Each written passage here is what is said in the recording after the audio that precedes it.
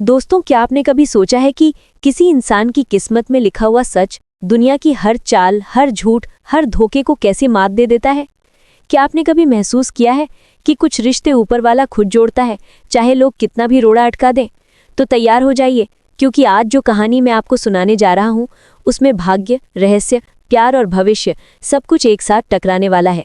और इस टकराव में एक ऐसा सच बाहर आएगा जिसे सुनकर आपका दिल भी दहल उठेगा, क्योंकि गुरुजी बताएंगे वो बात जो आज तक सिर्फ किस्मत जानती थी। चलिए शुरू करते हैं तुमसे तुम तक की इस रोमांचक यात्रा का पहला हिस्सा। आज की सुबह वैसी बिल्कुल नहीं थी जैसी हवेली में हमेशा होती थी, क्योंकि गायत्री देवी के चेहरे पर गहरी चिंता की रेखाएं थीं और हवेली के दालान में फैली हल्की ठंडक जैसे किसी आने वाले तूफान का संकेत दे रही थी। तभी झेंडे अपनी वही बनावटी मुस्कान लिए धीरे धीरे अंदर आया और बोला, मां जी, एक जरूरी बात करनी है, बहुत जरूरी, ऐसी बात जो आर्य सर के भविष्य को बदल सकती है। और उसकी आवाज सुनकर गायत्री देवी ने अपना ध्यान उसकी ओर मोड़ा, लेकिन उनके चेहरे पर स्पष्ट था कि वे पहले ही किसी गहरी सोच में डूबी हुई हैं। फिर भी उन्होंने झेंडे को बैठने का इशारा किया और झेंडे बिना वक्त गवाए बोला, मां जी, आर्य सर की शादी के बाद फिर से सोचिए, और इस बार मेरी नज़र में एक लड़की है, एक ऐसी लड़की जो आर्य सर की जिंदगी में खुशियों की बरसात कर देगी। गायत्री देवी ने भौहें सिकोड़ते में पूछा, झेंडे, कौन है वो लड़की? और अगले ही पल झेंडे ने मुस्कुराते हुए कहा, मीरा मैडम।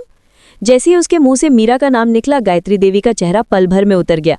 उनकी आंखों में एक अजीब सी बेचैनी झलक उठी, जैसे कोई पुरानी स्मृति भीतर से सिर उठाकर पूछ रही हो, क्या ये सही है? झेंडे ने झट से जोड़ दिया, माँ, मीरा और आर्य सर एक दूसरे को बहुत अच्छे से समझते हैं, दोनों हम उम्र भी हैं, और सबसे बड़ी बात, दोनों साथ में बहुत अच्छे लगते हैं। उनकी जोड़ी देखने वालों को बिल्कुल परफेक्ट लगेगी। लेकिन झेंडे बोलता रहा और गायत्री देवी चुप रही, क्योंकि उनके मन में कहीं ना कहीं कुछ और ही चल रहा था। कोई अनकहा डर, कोई दबी हुई आशंका कि शायद किस्मत कुछ और ही लिख चुकी है। पर तभी अचानक हवेली के बड़े दरवाजे पर पायल की हल्की आवाज और उसके साथ ही गुरुदेव के आने का संकेत देने वाली तीखी हवा चलने लगी, और झेंडे चौंक कर खड़ा हो गया। गायत्री देवी का चेहरा जैसे अचानक चमक उठा। गुरुजी, शायद इसी प्रतीक्षा में थी वे लगभग दौड़ते हुए गुरुदेव के सामने पहुंची और हाथ जोड़ते हुए बोली, गुरुजी, आपका आना हमेशा शुभ होता है। आपके कदम जहां पड़ते हैं वहां किस्मत नए रास्ते खोलती है। पर गुरुजी के चेहरे पर आज एक अलग ही गुस्सा, एक अलग ही गंभीरता थी। उन्होंने एक तीखी आवाज में कहा, गायत्री, अपने बेटे के लिए किसी भी लड़की को मत चुन लेना। उसके जीवन का निर्णय किसी की पसंद से नहीं, भाग्य से लिखा गया है, और उसका भाग्य पहले ही किसी के साथ बन चुका है। झेंडे ये सुनते ही तड़प उठा। उसे लगा जैसे उसकी साजिश पर किसी ने पानी फेर दिया हो, पर वो चुप खड़ा रहा। और गुरुजी आगे बढ़कर बोले, तुम्हारा बेटा एक कठिन राह से गुजरेगा, लेकिन उसकी रक्षा, उसका संतुलन, उसकी किस्मत, सब कुछ एक ही लड़की के हाथों में है। वही उसके जीवन की ढाल है, वही रक्षा कवच है। गायत्री देवी की आंखों में उत्सुकता और डर एक साथ भर आया। उन्होंने कांपती हुई आवाज में पूछा, गुरुजी, वो लड़की कौन है? मुझे कैसे पता चलेगा कि किस्मत ने किसे चुनी है? और तभी गुरुजी ने अपने थैले में हाथ डाला। कुछ क्षणों तक खामोशी रही, जैसे समय खुद भी रुक गया हो, और फिर उन्होंने धीरे से एक फोटो बाहर निकाली और गायत्री देवी के हाथों में रख दी। ये वही है। गायत्री देवी ने कांपते हाथों से फोटो उठाया, और जैसे ही उन्होंने फोटो पर नजर डाली, उनकी सांसें थम गई। अनु? हाँ, वही अन्नू, वही सरल सच्ची मासूम अन्नू, जिसे उन्होंने पहली ही नज़र में पसंद किया था, जिसकी आंखों में सच्चाई और भोलापन उन्हें ऐसे छू गया था जैसे कोई माँ अपने बच्चे को पहचान लेती है। और उसी पल गुरुजी की आवाज़ फिर गूंजी, ये लड़की तुम्हारे बेटे की किस्मत है, उसकी रक्षा कवच है, उसके जीवन और मृत्यु के बीच यही खड़ी रहेगी। लोग बहुत बातें बनाएंगे, दुनिया कई नाम देगी, कहानियां गढ़ेगी, पर तुम अपने फैसले में कभी डगमगाना मत, क्योंकि अगर तुम्हें अपने बेटे की जान बचानी है तो दुनिया की नहीं, किस्मत की बात माननी पड़ेगी। ये कहते हुए गुरुजी जैसे किसी अदृश्य दरवाजे की ओर बढ़े और धीरे धीरे गायब होते गए। पीछे छोड़ गए तो सिर्फ हवा का कंपकपा देने वाला कंपन और गायत्री देवी का धड़कता हुआ दिल। अन्नू की तस्वीर हाथ में लिए गायत्री देवी के चेहरे पर मुस्कान फैलने लगी, पर यह मुस्कान सिर्फ पसंद की नहीं, विश्वास की थी। जैसे उन्होंने मन ही मन स्वीकार कर लिया हो कि अन्नू की उनके आर्य का सच्चा साथ है।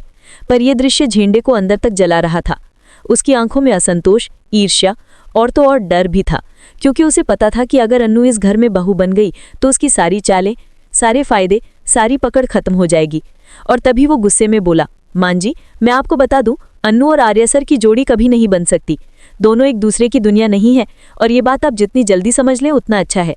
लेकिन झेंडे का ये विरोध मानो हवा में उड़ गया, क्योंकि गायत्री देवी पहली बार इतने दृढ़ विश्वास में बोली, झेंडे, जो किस्मत चुनती है उसे कोई बदल नहीं सकता, और अगर अन्नू मेरे आर्य की रक्षा कवच है तो दुनिया चाहे कुछ भी कहे, अन्नू ही मेरी बहू बनेगी। इसी के साथ हवेली की दीवार में एक नई कहानी जन्म लेने लगी, और ये कहानी आगे कैसी दिशा लेगी ये तो समय ही बताएगा। पर दोस्तों, आप जरूर बताइए, क्या आपको लगता है अन्नू और आर्या एक दूसरे के लिए बने हैं? क्या किस्मत सच में उन्हें जोड़ने वाली है? नीचे कमेंट कर अपनी राय जरूर दें। और अगर कहानी पसंद आए तो इसे शेयर करें ताकि और भी लोग इस रोमांचक मोड़ का मजा ले सके। और हाँ, आगे के हिस्सों को मिस न करने के लिए अपडेट्स पाना चाहते हैं तो जुड़े रहना बेहद जरूरी है। अब बढ़ते हैं इस कहानी के अगले पड़ाव की ओर। उस रात हवेली की दीवारों में भी जैसे किसी अदृश्य रहस्य की गवाह बन चुकी थी, क्योंकि गुरुजी के बातों का असर सिर्फ गायत्री देवी पर ही नहीं बल्कि पूरी हवेली की हवा पर भी दिखाई दे रहा था। और दूसरी तरफ अन्नू अपने छोटे से कमरे में बैठी ये सोच भी नहीं सकती थी कि उसकी किस्मत में ऐसी कोई भारी जिम्मेदारी लुकी गई है। वो अभी भी पिछले दिन की घटनाओं में उलझी हुई थी। उसे समझ नहीं आ रहा था कि आर्य सर का अचानक बदलता व्यवहार, मीरा की लगातार नजदीकियां और झेंडे की अजीब हरकतें आखिर दिख क्या रही हैं। पर उसकी मासूमियत उसे ये सोचने ही नहीं देती थी कि कोई उसे किसी बड़ी कहानी का हिस्सा मान रहा है। वहीं दूसरी तरफ हवेली के बड़े हॉल में गायत्री देवी अन्नू की फोटो लेकर बार बार उसे निहार रही थी, जैसे उस तस्वीर के चेहरे में उन्हें अपने बेटे का भविष्य दिखाई दे रहा हो। और उसी समय हवेली के कॉरिडोर में से झेंडे के तेज कदमों की आवाज गूंजी। वो जैसे गुस्से में धधकता हुआ आ रहा था और आते ही बोला, मां जी, आप जो सोच रही हैं वो गलत है। अन्नू को बहू बनाना मतलब मुसीबत को दावत देना। वो लड़की साधारण है, उसमें वो ठाठ, वो शान, वो क्लास ही नहीं है जो इस घर की बहू में होना चाहिए। पर गायत्री देवी ने उसकी बात को सख्ती से काट दिया और बोली, साधारण क्या होता है झेंडे? इंसान की कीमत दिल और संस्कार से होती है, शानो शौकत से नहीं। पर झेंडे तो जैसे आग में तेल डालने को ही पैदा हुआ था। बोला, मां जी, आर्य सर का भविष्य सिर्फ एक बिजनेस पार्टनर नुमा शादी से सुधर सकता है। कोई ऐसी लड़की होनी चाहिए जो उनकी कंपनी, उनकी छवि, उनके आसपास के लोगों को लाभ दे। और मीरा बिल्कुल वही लड़की है, पढ़ी लिखी, स्मार्ट, पावरफुल, और सबसे बढ़कर आर्य सर पर उसका पहले से प्रभाव है। गायत्री देवी ने बेहद शांत लेकिन तेज नजरों से उसे देखा और बोली, झेंडे, मैं किसी को किसी पर थोपा हुआ प्रभाव नहीं चाहती। मुझे वो चाहिए जिसे किस्मत में चुना है। और जब गुरुजी ने कह दिया कि अन्नू ही आर्य की रक्षा कवच है तो बस वही सत्य है और कुछ नहीं। झेंडे के चेहरे पर झुंझलाहट साफ दिखाई दे रही थी और वो सोच रहा था कि आखिर ये बूढ़ा गुरु यहाँ आकर हमेशा उसकी योजनाएं क्यों बिगाड़ देता है। और इसी गुस्से में उसने तय किया कि वो किसी भी कीमत पर अन्नू को इस घर में कदम नहीं रखने देगा, चाहे उसके लिए उसे कैसी भी चाल क्यों न चलनी पड़े। इसी बीच आर्य अपनी कार से हवेली के बाहर आता है। उसके चेहरे पर तनाव है, मन में उलझने हैं और दिमाग में बार बार घूम रहा है मीरा का कहना, आर्या, हमें अपनी जिंदगी को एक नया मोड़ देना चाहिए। आर्य को कभी समझ ही नहीं आया कि मीरा उसके लिए क्या महसूस करती है, क्योंकि उसके मन में जगह ही किसी और के लिए बनी हुई थी। पर वो खुद मानना नहीं चाहता था और वो कोई थी अन्नू। हर बार अन्नू को देखते ही उसके भीतर कुछ अजीब सा हिलता था, कुछ शांत भी होता था और कुछ बेचैनी भी बढ़ती थी। पर वो इसे समझने से हमेशा कतराता था। हवेली में कदम रखते ही उसकी माँ ने उसे बुलाया और उन्होंने अन्नू की फोटो आर्या की ओर बढ़ा दी। एक हल्की सी मुस्कान के साथ बोली, आर्या, ये लड़की तुम्हारी जिंदगी में आई है तो यूं ही नहीं, तुम्हारी किस्मत उसे हमारे दरवाजे तक ले आई है। आर्या ने फोटो देखा, दिल कुछ पल के लिए थम गया, पर वो तुरंत संभल कर बोला, माँ, ये सब आपकी कल्पनाएं हैं। किस्मत कुछ नहीं लिखती, हम अपनी जिंदगी खुद बनाते हैं। गायत्री देवी ने गहरी सांस लेकर कहा, बेटा, जब तू छोटा था तब भी तेरी किस्मत की रक्षा किसी अदृश्य शक्ति ने की थी और आज फिर तेरा जीवन एक मुश्किल मोड़ पर है।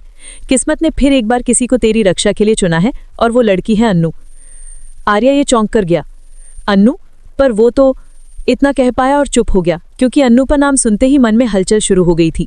तभी मीरा अंदर आई, उसने दोनों की बातचीत सुनी और एक बनावटी मुस्कान के साथ बोली, अरे वाह, यहाँ तो अन्नू की चर्चा हो रही है। कितना दिलचस्प है ना कि आप सब एक ऐसी लड़की को इतना महत्व दे रहे हैं जिसे खुद नहीं पता कि वो क्या चाहती है। और फिर उसने सीधे गायत्री देवी से पूछा, आप सच में मानती है कि अन्नू आपके बेटे की किस्मत है? गायत्री देवी ने दृढ़ स्वर में कहा, हाँ मीरा, और इसके पीछे सिर्फ भावना नहीं, गुरुजी का आशीर्वाद और भविष्यवाणी है।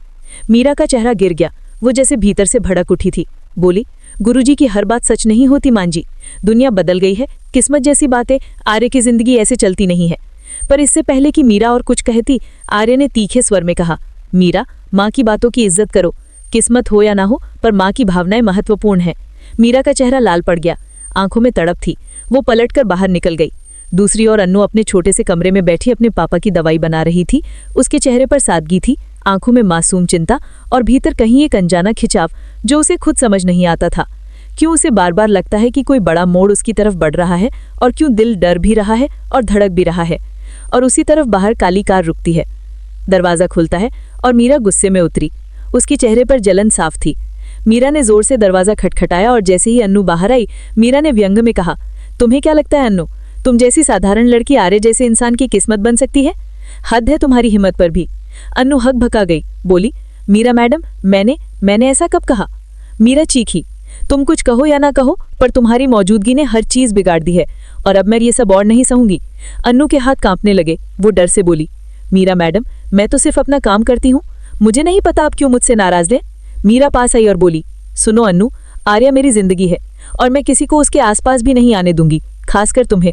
इस धमकी के बाद मीरा वहां से निकल गई और अन्नू रोते हुए अपने कमरे में चली गई। पर उसे नहीं पता था कि किस्मत का पहिया उसकी ओर घूम चुका है और कोई भी इंसान, चाहे मीरा हो या झेंडे, इस पहिए को रोक नहीं सकता। हवेली में रात गहराने लगी, लेकिन गायत्री देवी के मन में अजीब सी शांति थी। उन्होंने भगवान के सामने दीपक रखा और कहा, हे देवी माँ, अगर गुरुजी की कही बात सच है तो मुझे शक्ति देना कि मैं अपने आर्या को सही दिशा दूं और अन्नू को अपना सकूं। दोस्तों, आप बताइए, क्या माँ का विश्वास जीत पाएगा? क्या अन्नू सच में आर्या की रक्षा कवच बनेगी?